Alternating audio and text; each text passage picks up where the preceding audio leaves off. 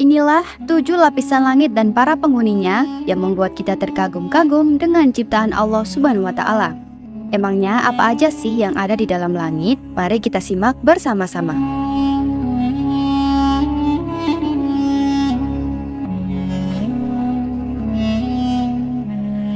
Assalamualaikum teman-teman Doyan Cerita.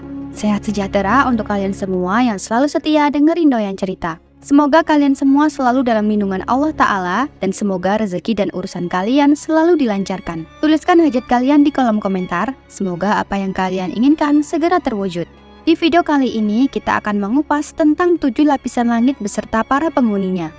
Pernah nggak sih kalian membayangkan menjelajahi langit yang tak terbatas? Langit itu sangat luas, berlapis-lapis dan nggak terbatas. Penciptaan 7 lapisan langit ini telah diterangkan secara jelas dalam Al-Quran. Beberapa ayat yang menjelaskan fenomena tersebut, yang menciptakan 7 langit berlapis-lapis. Tidak akan kamu lihat sesuatu yang tidak seimbang pada ciptaan Tuhan yang Maha Pengasih. Maka lihatlah sekali lagi, adakah kamu lihat sesuatu yang cacat? Quran Surat Al-Mulk ayat 3.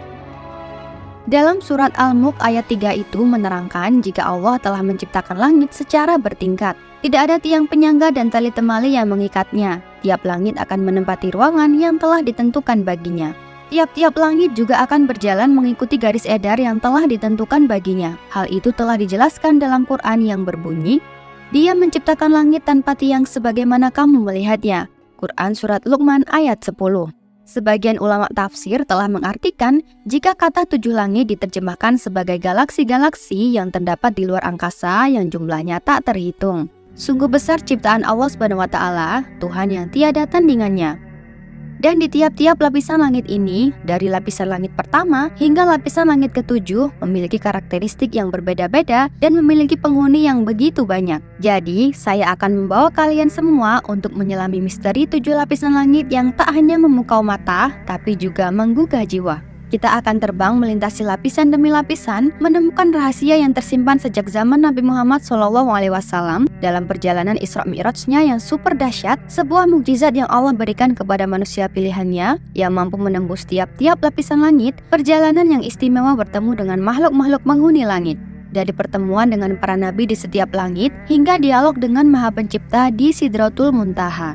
Peristiwa Isra Mi'raj tercatat dalam Al-Quran yang berbunyi, Maha Suci Allah yang telah memperjalankan hambanya pada suatu malam dari Al-Masjidil Haram ke Al-Masjidil Aqsa yang telah kami berkahi sekelilingnya agar kami perlihatkan kepadanya sebagian tanda-tanda kebesaran kami. Sesungguhnya dia adalah Maha Mendengar lagi Maha Melihat. Quran Surat Al-Isra ayat 1. 7 lapisan langit yang akan kita temukan melalui kisah Rasulullah bertemu para penghuni langit melalui sumber dari Al-Quran dan hadis. Jadi siapkan diri kalian untuk ekspedisi yang akan mengubah cara pandang kita tentang alam semesta. Sebelum kita mulai petualangan spiritual yang akan membawa kita lebih dekat dengan penciptaan langit yang megah ini, alangkah baiknya buat teman-teman Doyan Cerita untuk tekan tombol like, komen, dan subscribe agar kami lebih semangat lagi untuk merangkum dan membawakan info yang unik dan menarik untuk kalian semua. Langit pertama. Dari para sahabat Rasulullah SAW, banyak yang meriwayatkan hadis terkait Isra Mi'raj. Mereka adalah Anas bin Malik, Abu Dzar, Malik bin Sya'sya'ah, Ibnu Abbas, Jabir, Abu Hurairah, dan Ubay bin Ka'ab. Selain itu, masih ada Buraidah ibnul Husayb al-Aslami, Huzaifah ibnul Yaman, Syaddad bin Aus, Syuhaib, Abdurrahman bin Qurat, Ibnu Umar, Ibnu Mas'ud, Ali, dan Umar. Salah satunya juga hadis yang menceritakan tentang perjalanan Isra Mi'raj, perjalanan Rasulullah di tiap-tiap lapisan langit, yakni dari Anas bin Malik. Di langit lapisan pertama ini dinamakan dengan langit dunia karena dekat dengan bumi. Bentuk dari langit ini terbuat dari emas dan kuncinya dari cahaya. Penghuni langit pertama ini tentu saja ada para malaikat. Malaikat pada langit pertama ini bertugas menyeleksi amal perbuatan manusia dari pergunjingan. Jika amal yang naik terdapat unsur ghibah, maka akan dikembalikan ke pemiliknya. Malaikat yang bertugas menjaga pintu langit pertama adalah Malaikat Ridwan. Beliau adalah malaikat yang sangat dihormati dalam Islam dan dikenal sebagai penjaga surga. Malaikat Ridwan memiliki peran penting dalam menjaga pintu langit pertama dan pintu surga. Pada langit pertama ini, Rasulullah disambut hangat dan gembira oleh penduduk langit pertama.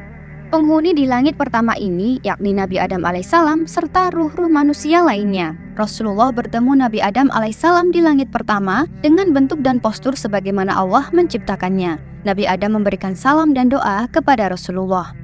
Dari Imam Bukhari meriwayatkan, saat Rasulullah bertemu Nabi Adam, Rasulullah melihat di samping kanan dan kiri Nabi Adam alaihissalam ada kumpulan banyak manusia. Saat melihat ke kanan, Nabi Adam alaihissalam tertawa, dan saat melihat ke kiri, Nabi Adam alaihissalam menangis. Rasulullah SAW bertanya kepada Jibril, "Wahai Jibril, siapa dia?" Jibril menjawab, "Dia Adam, dan mereka itu anak keturunannya." Saat melihat ke sebelah kanan Adam tertawa, mereka adalah para penghuni surga. Dan saat Adam melihat ke sebelah kiri, Adam menangis, mereka adalah para penghuni neraka. Dalam riwayat yang sama, Rasulullah diajak oleh Jibril untuk mengelilingi langit pertama. Di sana Rasulullah menemukan dua sungai yang indah. Rasulullah melihat dua buah sungai yang mengalir tanpa henti. Sungai itu adalah sumber dari sungai Nil dan sungai Eufrat. Kemudian Jibril mengajak Rasulullah berjalan-jalan lagi di langit pertama. Beliau kembali menjumpai sebuah sungai. Di atas sungai itu terdapat istana yang terbuat dari mutiara dan permata Zabarjat. Nabi menepukkan tangannya ke permukaan sungai itu, lantas tercium aroma kasturi yang sangat harum. Ini adalah telaga Al-Kautsar yang sengaja disimpan oleh Allah khusus untuk Nabi Muhammad. Dalam riwayat Anas bin Malik, Rasulullah SAW bersabda, "Sungguh, aku memiliki telaga yang luasnya bagai antara Elia Baitul Maqdis dan Ka'bah." Atau parawi mengatakan antara Elia dan Syana'a atau Yaman. Airnya lebih putih dari susu dan lebih manis dari madu. Di sana ada gelas sebanyak bintang di langit. Membentang kepadanya dua aliran dari surga, yang satu aliran dari perak, yang satu dari emas. Siapapun yang meminum airnya tidak akan haus lagi selamanya. Hadis riwayat Abu Ya'la dan Ibnu Hibban. Semoga kita semua dipertemukan di Telaga Kautsar ya, amin. Terus, yang mungkin jadi pertanyaan kita semua, apakah di langit pertama ini yang biasa kita lewati memakai pesawat udara tembus ke awan, terus ada burung-burung terbang? Tentu saja dalam konsep Islam, yang sering kita lewati bukan lapisan langit pertama, melainkan lapisan awan. Awan yang berlapis-lapis yakni termasuk pada troposfer, sebuah lapisan awan yang dimana udara masih bisa kita hirup udaranya, sedangkan yang paling tinggi adalah eksosfer, yang termasuk dalam jenis dari lapisan atmosfer dari bumi kita. Langit kedua. Lapisan langit kedua ini disebut dengan ma'un yang terbuat dari besi atau marmer putih. Penjaganya bernama Malaikat Rubail yang menyeleksi amal perbuatan manusia dari rasa paling mulia. Saat Rasulullah naik ke langit kedua, seperti sebelumnya, Rasulullah dan Jibril disambut kedatangan oleh penghuni langit. Di langit ini beliau berjumpa dengan dua nabi, yakni Nabi Isa bin Maryam dan Nabi Yahya bin Zakaria. Keduanya hampir serupa dari segi baju dan gaya rambutnya, masing-masing duduk bersama umatnya. Nabi Muhammad SAW menyifati Nabi Isa bahwa dia berpostur sedang, warna kulitnya putih kemerah-merahan, rambutnya lepas terurai seakan-akan baru keluar dari hammam atau tempat mandi karena kebersihan tubuhnya. Nabi bersalam kepada keduanya dan dijawab salam beliau disertai sambutan. Langit ketiga. Kemudian Rasulullah melanjutkan perjalanannya menuju langit ketiga. Pada langit ketiga ini memiliki nama langit Harabut yang terbuat dari tembaga, menurut satu pendapat terbuat dari besi. Penghuni langit ketiga terdapat malaikat Israel. Di langit ketiga inilah Rasulullah bertemu dengan Nabi yang memiliki rupa yang tampan, yakni Nabi Yusuf alaihi salam. Dalam kisahnya, saat Rasulullah tiba di langit ketiga, setelah disambut baik oleh para malaikat, beliau berjumpa dengan Nabi Yusuf bin Yakub. Beliau bersalam kepadanya dan dibalas dengan salam yang sama seperti salamnya Nabi Isa. Rasulullah berkata, "Sungguh dia telah diberikan separuh ketampanan." Dalam riwayat lain, beliau bersabda, "Dialah paling indahnya manusia yang diciptakan Allah. Dia telah mengungguli ketampanan manusia lain, ibarat cahaya bulan purnama mengalahkan cahaya seluruh bintang." Dalam riwayat lainnya, Nabi Yusuf memberikan setengah ketampanannya kepada Rasulullah. Langit keempat. Kemudian Rasulullah melanjutkan perjalanannya menuju langit keempat. Pada langit keempat ini dinamakan dengan langit zahir yang terbuat dari tembaga. Menurut suatu pendapat, ada yang terbuat dari perak. Penghuni langit keempat ada malaikat air mata, yakni malaikat Kasfiyail, serta Nabi Idris alaihi salam. Saat tiba di langit keempat, Rasulullah bertemu Nabi Idris alaihissalam. Nabi Idris menyambut Nabi Muhammad SAW lalu mendoakannya. Dalam kitab Qasasul Anbiya dijelaskan, saat Rasulullah melintas di depan Nabi Idris berkata, "Selamat datang saudara yang saleh dan Nabi yang saleh." Dalam kitab Qisasul Anbiya mengisahkan bagaimana Nabi Idris bisa naik ke langit keempat. Allah Subhanahu wa taala berfirman, "Dan kami telah mengangkatnya ke martabat yang tinggi." Quran Surat Maryam ayat 57. Ayat tersebut menyebutkan bahwa Nabi Idris alaihissalam diangkat ke martabat yang tinggi. Ketinggian martabat Nabi Idris alaihissalam ini telah ditegaskan di dalam kitab Asy-Syalihin, Sahih Bukhari dan Muslim tentang hadis Isra Mi'raj bahwa Rasulullah SAW pernah bertemu dengan Nabi Idris yang berada di langit keempat. Ibnu Abu Nujaih telah meriwayatkan bahwa Nabi Idris diangkat ke langit dan tidak mati. Perihalnya sama dengan pengangkatan Nabi Isa. Hal yang sama telah dikatakan oleh Ad-Dahah Ibnu Muzahim.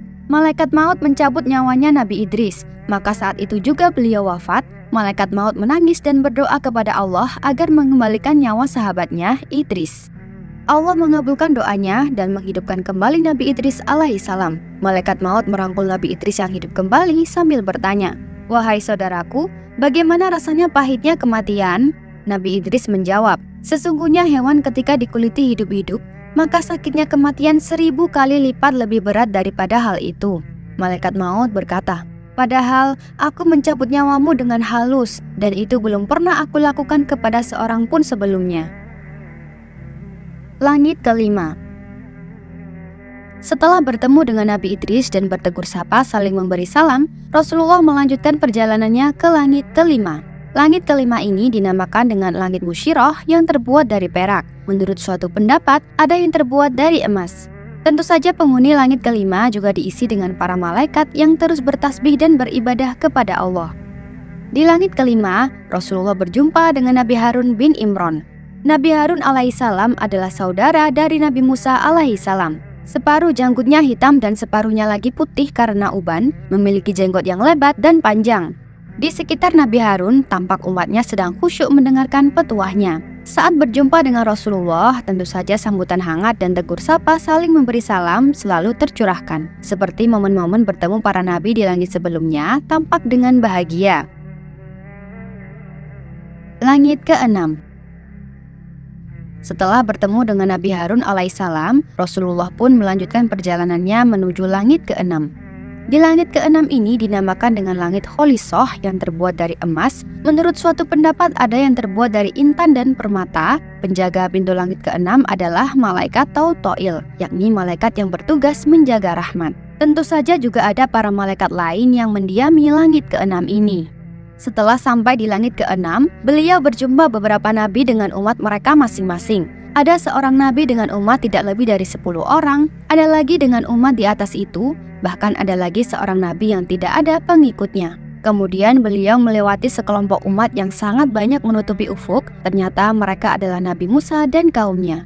Kemudian beliau diperintah agar mengangkat kepala beliau yang mulia. Tiba-tiba beliau tertegun dan kagum karena pandangan beliau tertuju pada sekelompok umat yang sangat banyak, menutupi seluruh ufuk dari segala sisi. Lalu ada suara, "Itulah umatmu."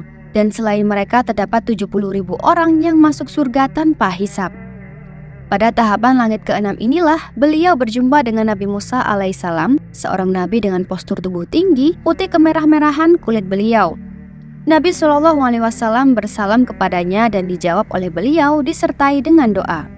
Setelah itu Nabi Musa berkata, "Manusia mengaku bahwa aku adalah paling mulianya manusia di sisi Allah, padahal dia Rasulullah SAW lebih mulia di sisi Allah daripada aku." Setelah Rasulullah melewati Nabi Musa untuk melanjutkan perjalanannya ke langit ketujuh, beliau, Nabi Musa alaihissalam pun menangis. Kemudian Nabi Musa alaihissalam ditanya akan hal tersebut. Nabi Musa pun menjawab, "Aku menangis karena seorang pemuda yang diutus jauh setelah aku, tapi umatnya lebih banyak masuk surga daripada umatku. Beruntunglah kita sebagai umat Muhammad. Bagaimana tidak? Umat Muhammad adalah umat yang terakhir, tapi kelak menjadi umat yang pertama yang dipersilahkan memasuki pintu surga." Seperti yang tertuang dalam hadis Nabi SAW, Rasulullah bersabda, "Kita adalah yang terakhir masanya di dunia, tetapi yang pertama di hari kiamat, kitalah yang akan masuk surga terlebih dahulu." Hadis riwayat Muslim. Lapisan langit ketujuh. Di langit ketujuh ini dinamakan dengan langit labiyah yang terbuat dari yakut merah. Yakut atau sering kita sebut batu rubi adalah batu permata berwarna merah yang dapat bervariasi antara merah muda hingga merah darah dan merupakan salah satu jenis dari mineral korundum atau aluminium oksida. Amal yang naik ke langit ketujuh ini bagaikan sepasang pengantin yang berbahagia yang diiringi oleh 300 malaikat. Penghuni langit ketujuh dihuni oleh banyak para malaikat yang senantiasa bertasbih dan beribadah kepada Allah Subhanahu wa Ta'ala. Kemudian Rasulullah SAW memasuki langit ketujuh. Di sana beliau berjumpa Nabi Ibrahim alaihissalam sedang duduk di atas kursi dari emas di sisi pintu surga sambil menyandarkan punggungnya pada Baitul Makmur. Di sekitarnya berkumpul umatnya. Setelah Rasulullah bersalam dan dijawab dengan salam dan doa serta sambutan yang baik, Nabi Ibrahim berpesan, "Perintahkanlah umatmu untuk banyak menanam tanaman surga. Sungguh, tanah surga sangat baik dan sangat luas." Rasulullah bertanya, "Apakah tanaman surga itu?" Nabi Ibrahim menjawab, "Zikir la haula wala quwata illa billahil aliyyil azim." Dalam riwayat lain beliau berkata, "Sampaikan salamku kepada umatmu. Beritakanlah kepada mereka bahwa surga sungguh sangat indah tanahnya, tawar airnya, dan tanaman surgawi adalah subhanallah walhamdulillah wala ilaha illallah wallahu akbar." Kemudian Rasulullah diangkat sampai ke Sidratul Muntaha, sebuah pohon amat besar sehingga seorang penunggang kuda yang cepat tidak akan mampu untuk mengelilingi bayangan di bawahnya sekalipun memakan waktu 70 tahun. Dari bawahnya memancar sungai air yang tidak berubah bau, rasa dan warnanya, sungai susu yang putih bersih, serta sungai madu yang jernih, penuh dengan hiasan permata zamrud dan sebagainya sehingga tidak seorang pun mampu melukiskan keindahannya. Ibnu Katsir mengatakan sanad hadis ini jayyid lagi kuat. Imam Ahmad juga meriwayatkan dari Ibnu Mas'ud radhiyallahu an yang mengatakan bahwa Rasulullah SAW telah bersabda, "Jibril datang kepadaku dengan mengenakan pakaian yang bertaburan penuh dengan mutiara. Adapun maksud sesuatu yang melingkupinya adalah cahaya," dijelaskan dalam hadis Nabi SAW. "Ketika dimi'rajkan ke langit, aku dinaikkan ke Sidratul Muntaha. Kemudian aku melihat cahaya yang agung. Daun-daun Sidratul Muntaha itu seperti kuping-kuping gajah dan buah-buahnya seperti kendi besar. Di sana ada 4 sungai yang dari akarnya keluar 2 sungai luar dan 2 sungai dalam. Saat itu aku bertanya, 'Apa ini Jibril?' Ia menjawab, 2 sungai dalam adalah 2 sungai di surga, sedangkan 2 sungai luar adalah sungai Nil dan Eufrat." Hadis riwayat Ahmad. Disebutkan, Sidratul Muntaha adalah pohon tempat terakhirnya arwah para syuhada yang senantiasa mendapat karunia Allah. Pohon tersebut berada di atas langit ketujuh, di sebelah kanan Arasy, dengan daun-daun seperti kuping-kuping gajah, buah-buahnya seperti kendi besar, dahan-dahannya berupa mutiara, yakut, dan zabarjat.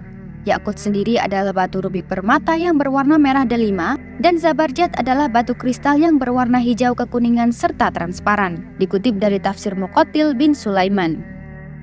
Saat Rasulullah diangkat ke Sidratul Muntaha, lalu beliau diliputi oleh awan dengan beraneka warna. Pada saat inilah Jibril mundur dan membiarkan Rasulullah berjalan seorang diri.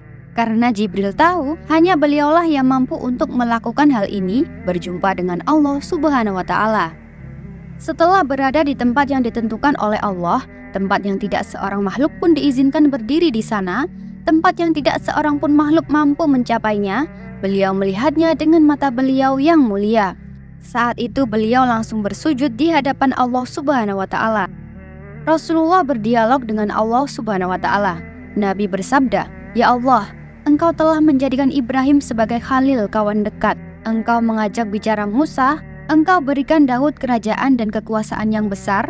Engkau berikan Sulaiman kerajaan agung, lalu ditundukkan kepadanya jin, manusia dan setan serta angin. Engkau ajarkan Isa at-Taurat dan Injil, dan Engkau jadikan dia dapat mengobati orang yang buta dan belang, serta menghidupkan orang mati."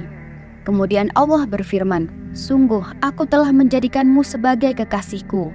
Dalam Sahih Imam Muslim diriwayatkan dari sahabat Anas bin Malik bahwa Rasulullah bersabda, "Kemudian Allah mewajibkan kepadaku dan umat 50 salat sehari semalam, lalu aku turun kepada Musa di langit ke-6, lalu dia bertanya, 'Apa yang telah Allah wajibkan kepada umatmu?' Aku menjawab, 50 salat. Musa berkata, 'Kembalilah kepada Rabb-mu, dan mintalah keringanan, sebab umatmu tidak akan mampu untuk melakukannya. Maka aku kembali kepada Allah agar diringankan untuk umatku.